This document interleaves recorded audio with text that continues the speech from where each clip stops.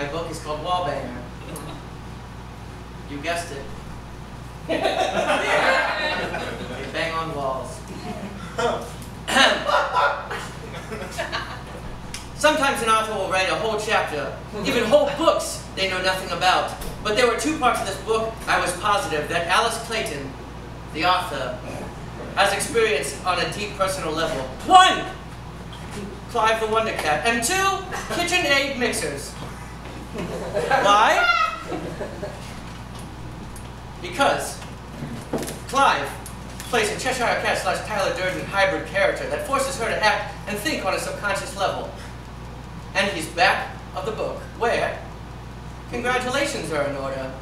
4, when I read this novel, it said she was in the progress of getting her boyfriend to make her an honest woman and get married. However, on another review I read, she changed that to say, finally convinced her long-term boyfriend to marry her.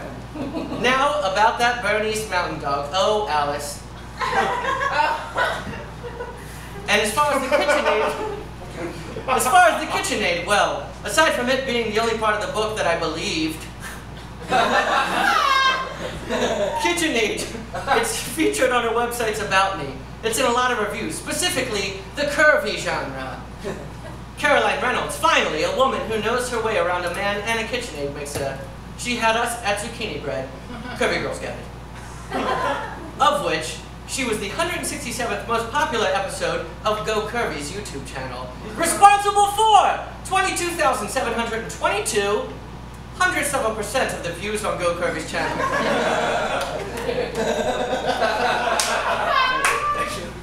Let's begin. Our story begins where our main character, 26-year-old Caroline Reynolds, is moving into her new property. But not new property as in Nueva Casa, new to her. I'm talking about a brand spanking new place owned by none other than Jillian, her boss. The author paints Caroline as a control freak. She's an interior designer, not decorator. They're different, get it right. She establishes occupation with buzzwords like luxurious thread count, duvet, and clawfoot tub. And as an interior designer, I had a habit of mentally placing things in almost every space, whether it belonged to me or not. Lamp, table, man. I wonder what she's talking about.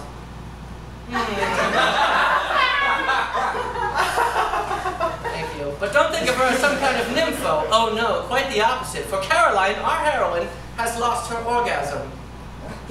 Her O, as she calls it. It's very sad.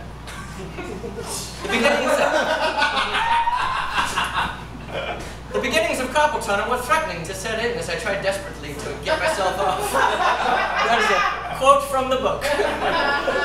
Why doesn't she look at the last place she left it, you might ask, Scott's group? Well, we'd have to find Corey Weinstein to find out, wouldn't we? That's not actually Corey Weinstein, that is a Jewish man. Corey Weinstein is a pizza franchise owner who sandblasted Caroline's hoo-ha for 30 minutes while yelling, "So good! So good!" It's all in the book, guys. She let Corey have his way with me because she hadn't been with a man for a while. She let her white-knuckle grasp on the steering wheel of life loosen, and Corey crashed the proverbial car. Now! Just as Dr. T.J. Eckelberg's eyes look over West Egg, so too does Corey Weinstein linger in Caroline's world, ensuring that her O will stay in the catacombs of her girl brain. It's lost, see? Watch it.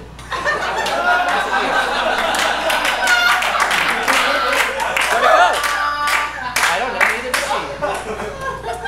Confrontation is coming. Night after night she hears her neighbor pleasing women blissfully to completion. They join what Caroline will call the harem. She gives them clever labels associated with small aspects of their personalities, like some kind of Martin Scorsese fever dream name generator. Her neighbor Simon, who does not yet know, or she doesn't know him yet, his name is Wallbanger, because he bangs against walls. It makes sense. Another woman, she calls her Spanx, because she likes to be spanked. Another woman, she calls Purina, like the cat brand, because she meows during sex. Very graphic. And also, the third one, the giggler, who I'm inspired to read this book from who I refer to as the giggler, Amy Sirapano, my former roommate who I just moved away from. That is her, in fact. Yes, it is. She's a bitch. This drain-clogging, gem-faced bitch she mooched off me for 3 months. And if you saw any of my Snapchats, you know that you probably heard her moaning out hilarious phrases like, "Oh yeah, fuck me." "Oh, fuck me, Dad." Or, my favorite, "Oh yes, shall I continue?" One night, Caroline's desire to be back in control of her body let her put on some In Excess and beat off her clitoris. Now, I don't have any In Excess. I can hear Morgan laughing. I don't have any In Excess on the sound. However, if I did, I would proceed to pretend to masturbate on stage to it. We don't have the money for that here. So I will just abruptly stop. Record scratch! She was interrupted by her nocturnal nemesis, and she stormed over next door to bang on his door.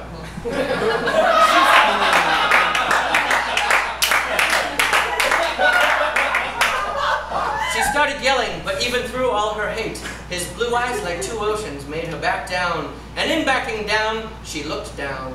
And well, she saw his wee-wee.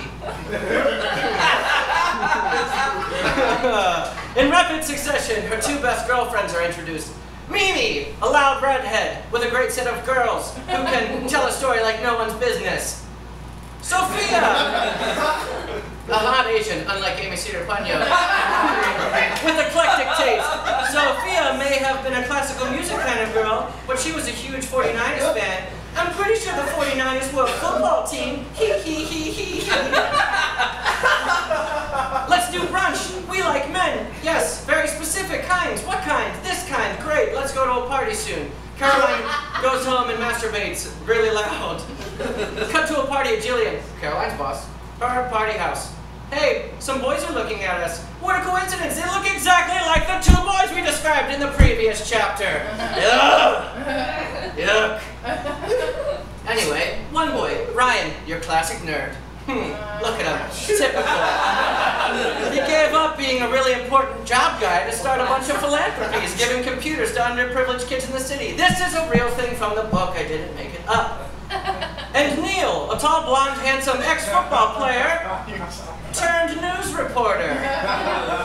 They're both very wealthy. Oh, we just happened upon them, stupid. But with Caroline, I hope... Oh, what about Caroline? I hope they have a third guy that she can... It's Wallbanger!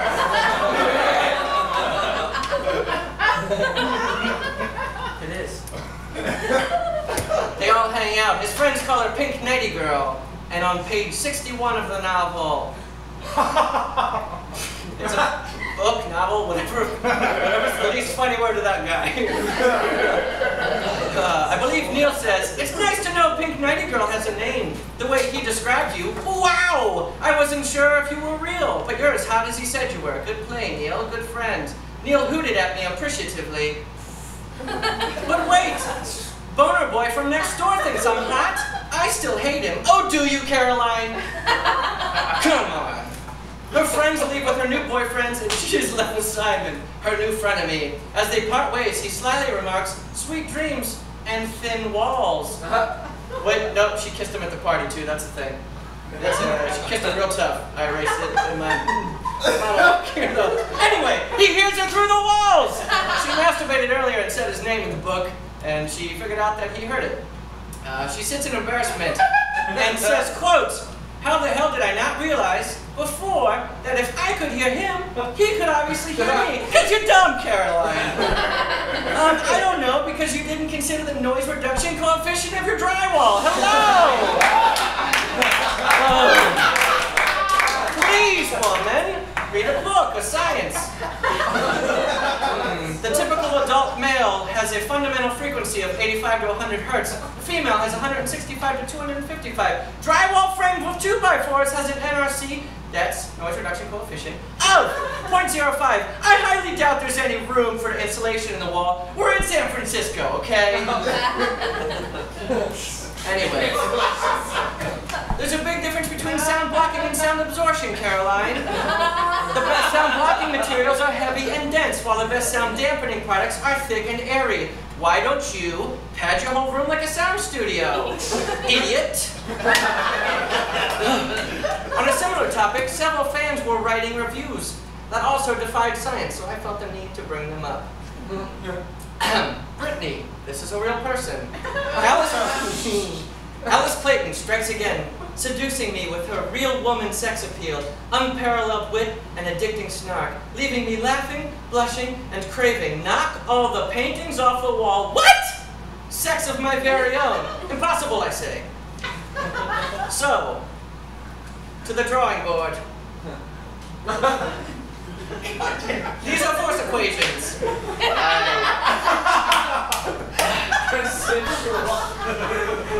Force equals mass times acceleration. Acceleration is equal to velocity over time, and force therefore equals mass times velocity over time, which is momentum. Sex momentum, people. Let's get to it. Ball banger's a 28-year-old male. He's fit, so he probably weighs around 175 pounds. This is a romantic novel written by a woman, so let's assume the female's weightless. The mattress.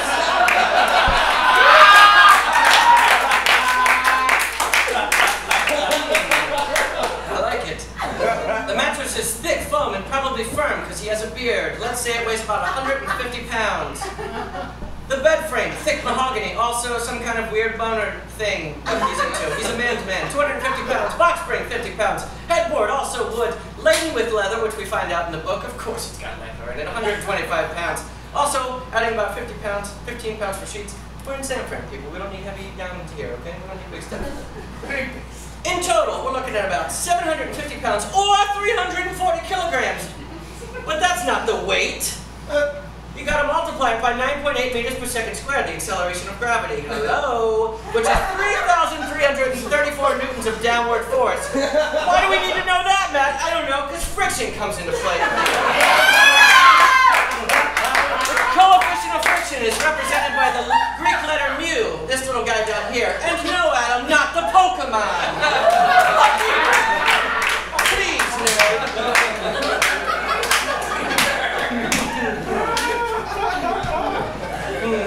So anyway, now that we know what the downward force is, and that we multiply it by 0.45 friction coefficient for wood, and we find out that we need a horizontal force of 1,500 newtons in order to make this bed move, people.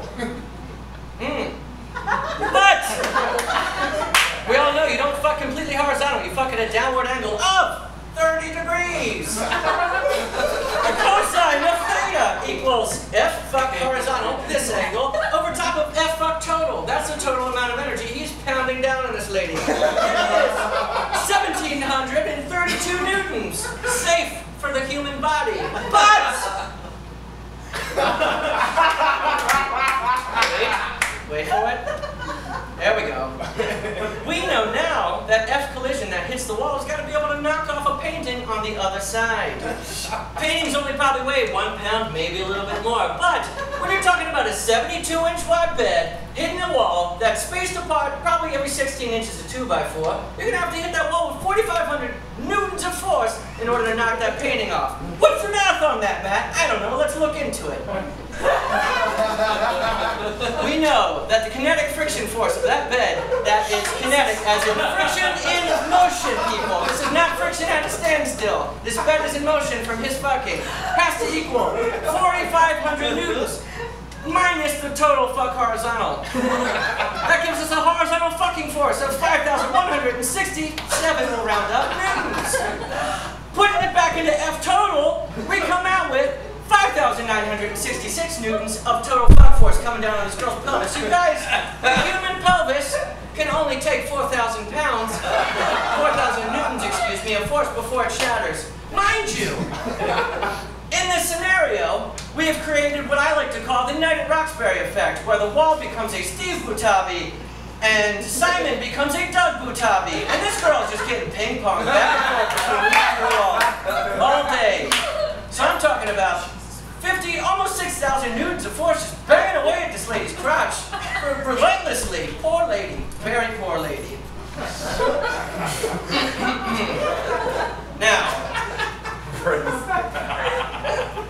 a series series of texts go on back and forth between these people for the next, God knows, 20 pages. It's so annoying. I have your phone. You scare me. Come to Tahoe. No.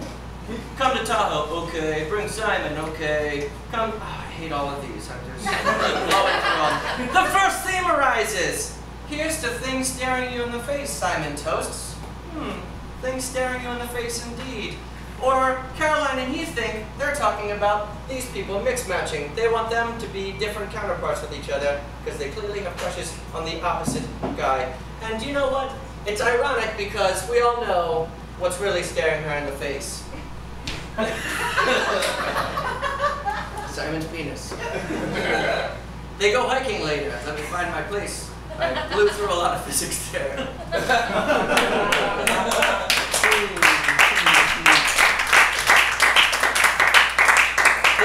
Later, except for Sophia, who wanders off onto her own. For she uses an excuse. She says her weak cello hands can't afford to be broken on a rock. Quote. Quote from Caroline. Once, Sophia dodged a whole winter without giving a single hand job because she was a clever girl. Friday, cut to hot tub. Caroline has a freak out because the couples didn't switch during her truth or dare plot. That's how she thought they would go down. But they still switched on their own accord. Chill out, Caroline. Simon invites her to Spain. Oh, what? She loves Spain. Oh, boy. There's a terribly awkward hi interaction between them. I hated it. Then they made out. It was gross. On page 202, mind you. I got 202 pages in this book before a single lick of first-person sex was about to happen. And lick indeed.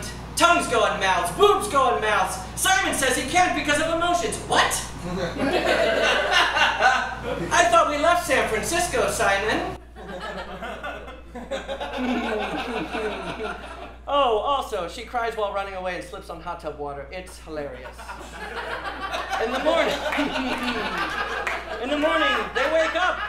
He gives her a sweater, and she jokingly asks she jokingly asked for previously.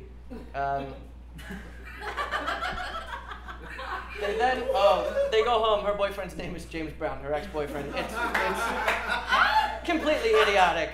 But before they go home, they take a very long ride. 7 pages of internal monologues go by. No one is talking to each other, just internal monologues in which every boy in the car gets several boners and announces it to himself. In his brain. It's idiotic. Simon.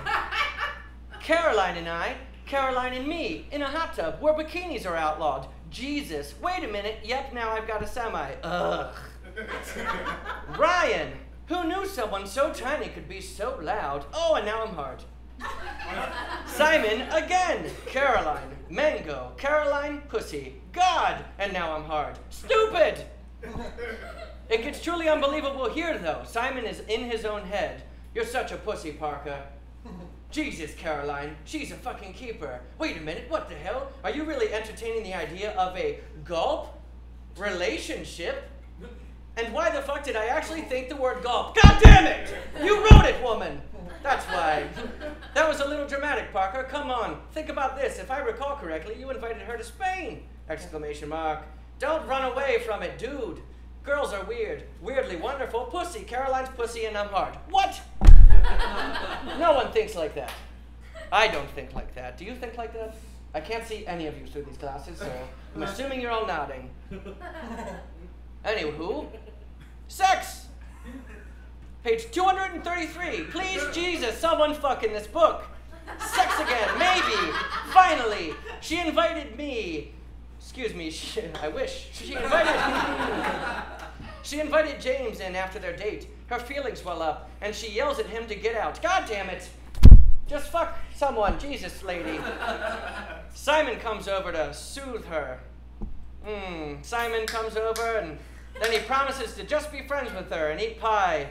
And she says, is there anything better than pie? And he says, if we were eating this naked, then it would be. Come on, Simon, get your shit together. Are you her plutonic friend, or are you gonna bang her? What's the deal here? He grinned with one eye open. I don't know what that's about, but she said,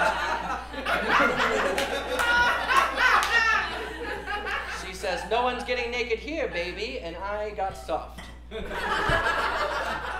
slept together with the lights on. Seriously, Simon, what's your deal? Oh, boy. Simon does what I would call a variation of the Dennis system, where he is a jerk, then a friend, then a deviant, then a lover. Giftul, if you will. I wrote a script, but I don't have time for it. Just know that at some point I was going to take my pants off on stage during said script. Thankfully, we don't have that time. Spencer would eye roll at me very, very difficultly. The rest of the book is a sprint. I think he thumbs up, but I literally can see nothing through these. The rest of the book is a sprint to the finish line as I try to find something to masturbate to. Simon, who never takes anyone on his foot.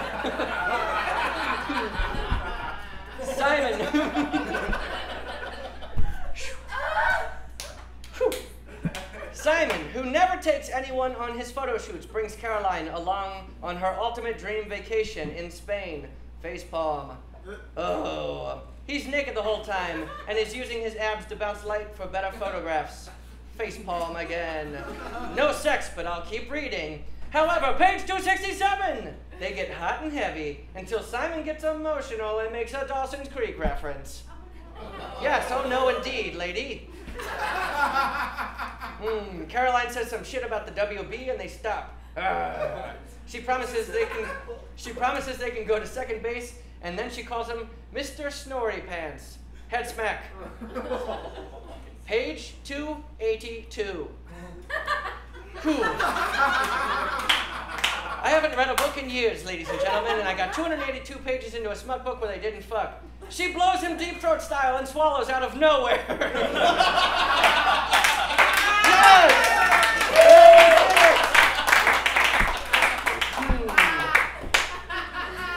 It's ridiculous. He didn't even tell her he was going to finish, and she was totally cool with it.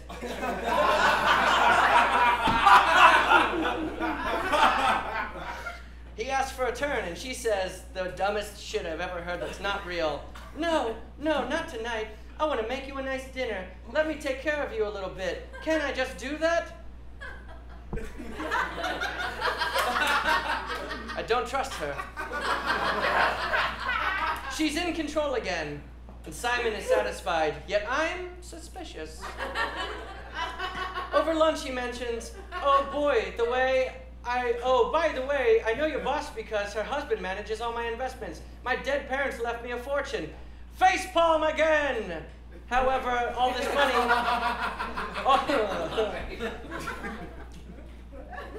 all this money is getting my pussy wet, but facepalm nonetheless. What he actually says is, yep, didn't I tell you that, Caroline? I'm loaded. Seriously? Loaded. So dumb, so angry at this. He's a fantasy man, is what I'm trying to tell you. He has abs and money, and it was money that she didn't even know about until she already loved him. I wish you guys, for every man and woman in the room, I wish we all had this scenario. Page 304, finally, goddamn, intercourse, yes, here's his technique, play by play, go commando and kiss baby style. I don't know what that means, but she said it. Baby kisses. Oh yeah. Lick her boobs and pull her nightie from the top down. All right. Touch clitoris. Lick belly button while laughing at belly. That's a quote. Raise nightie. Now the nightie is smashed in this midsection of hers. Then he says, pussy. He doesn't say just the pull down panties. Yuck, he says panties so much. And kiss thighs toward pussy. Jesus, guy, grow up. Let girl have emotion. Step 7. Step 8. Bring girl to 95% completion orally before you insert yourself. That's cheating.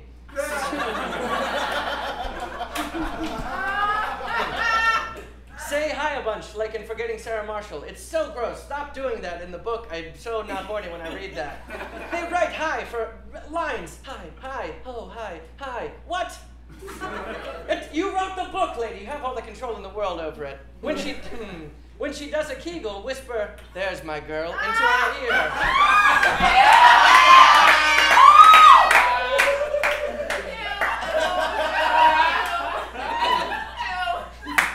You got it. Make girl imagine imagine a physical embodiment of her orgasm. In this instance, it is a literally fire-haired girl who walks along the beach. Then watch that orgasm drown. Wait, what? What? Abandon girl to contemplate her self-worth while you take a shit. What? Come back while she pretends to fake sleep. God damn it! If this lady doesn't come, I'm going to kill myself. She was in Spain, and she faked an orgasm. Her first time with Simon. She goes home pretending everything's fine, and he says he'll see her in 2 days. However, he comes back in 1. He tells her he knows she faked it, because all of a sudden, you weren't my Caroline. Ridiculous! He tells her he loves her, and I don't even care anymore. Me, personally, I don't even care anymore. He asks her what her middle name is, and I call him a piece of shit. I love you. What's your middle name again? Real quick. Seriously. At least the initials are something, Simon. Come on. She's been baking, so they start fucking on top of that bread and syrup. Hell yes! If we're playing by the rules, sex hasn't officially ended because Caroline never came. So, step 15 to his sexual conquest. It's all one session, people. Come back from Spain early. 16, accuse girl of false orgasm. 17, throw bread at wall. 18, profess love. 19, bite nipple. 20, joke about hot wings. 21, I roll about that hot wing joke. 22, pour honey on panties. Yuck. Make a pun about ruined... You're allowed to laugh. I'm sorry. I don't know why I still Make a pun about the ruined panties. Double yuck. He said it again. Cunnilingus. Have cat attack Simon. God damn it! Just fuck already, people. Or cat attacks him. Remind guy he has a boner still. Fuck that boner. Then have an orgasm. 28 steps to the perfect lay. But don't worry, folks. Oh, excuse me. There's a bunch of orgasm stuff. They're all banging real tough. Well, there's Chris Pratt. I like that one probably the most. Orgasms, orgasms, orgasms, orgasms, orgasms. Wallbanger. Wallbanger isn't a standalone, though. You can also read Rusty Nail and Last Call if you want to see more of Simon and Caroline. Hopefully fucking for once. Jesus Christ, people. And of course, Clive the Wonder Cat. Now... Yes, that's what she calls him. I'm pretty sure it's her cat in real life. The end of this book is just 30 pages of bragging about how much she's getting laid finally. I think she wrote this book in reverse order, in which she shopped it around to a bunch of her friends and said, hey, I have this story where a perfect girl and a perfect guy fuck a ton, and he has abs and is a photographer and has all this money. And they were like, dude, rewrite that shit, make it have some problems. So then she just wrote it as the end, and wrote the entire building of the beginning to be some trivial bullshit. But there is a conclusion. It's serious too, you guys. Thank you. In trying to be strong, independent men or women, Sarah Sterling, you shut your butt. You develop a facade to help keep you in that realm. And as a suitor, you have to acknowledge that the person you are chasing has the ability to reveal their core self, but it's a two-way street, people. While it might seem that Caroline, in a quest to simply get back her orgasm, just forced this poonhound to stop sleeping around and start loving her unconditionally, she too had to give up the control that she loved so dearly. You guys, she went to Spain on a work day, okay? She had to really, let it go. And that's my book. That's Wallbanger, so...